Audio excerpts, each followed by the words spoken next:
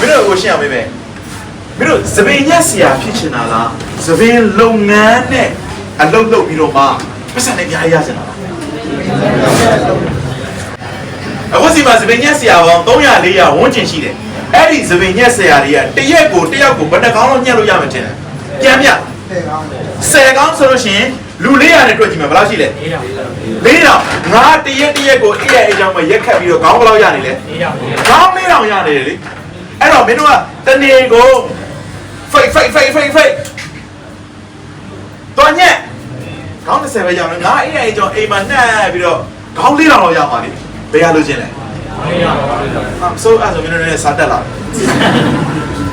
ဒါတနေ့စဉ်းစားရလာပြီးပြောလို့ရတယ်ခေါင်း20နဲ့ခေါင်း400နဲ့ဘယ်ရလို့ချင်းလဲခေါင်း400ရမှာလေအကိုကသပင်ညက်ဆရာတွေအားလုံးနဲ့မှာသပင်ညက်တင်တန်းတွေအားလုံးနဲ့မှာအကိုက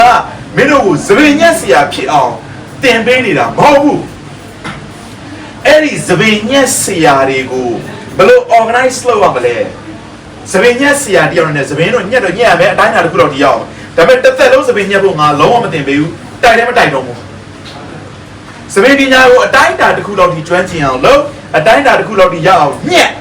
ပြီးလို့ရှိရင်ကျွမ်းကျင်ပါတဲ့ဆိုတဲ့လူတွေကိုစုပြီး organize လုပ်ပြီးတော့ဟိုကအေးရဲ့အကြောင်းပဲကြီးကလေးချိတ်ပြီးနေတော့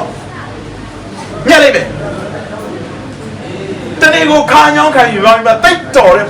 သပင်ညက်ဆရာတွေခေါင်း20 30ပေါ့ငါအေးရဲ့အကြောင်းပဲ coffee ထိုင်တောက်ပြီးတရက်ကိုခေါင်း3-4တောင်ရနေတာလေအခုကမင်းတို့အဲ့လိုဖြစ်စေချင်တာမင်းတို့ရှင်းရှင်းပြောလို့ချင်းသပင်ညက်ပညာသင်ပေးနေတယ်ဆိုပေမဲ့မင်းတို့ကိုသပင်ညက်ဆရာဖြစ်စေချင်တာမဟုတ်ဘူးမင်းတို့ကမင်းတို့သပင်ညက်ဆရာတစ်စုံလုံးချင်တယ်လို့ပေါ့ငါတော့မဖြစ်ဘူးငါလည်းမညက်ဘူးအခုလည်းအတိုင်းအတာတစ်ခုလောက်ဒီပဲညက်ခဲ့တာအဲ့တော့ဘာရောက်ညက်တော့မညက်လည်းဆက်ဝင်နေရလေညက်ရင်ငါခေါင်း20ပဲဝင်ပါလေတရက်ကိုငါမညက်တော့ခုခေါင်း400တော့ဝင်နေလေတန်းညက်ခေါင်းမရှိသေးဘူးတခြားမပါဘူး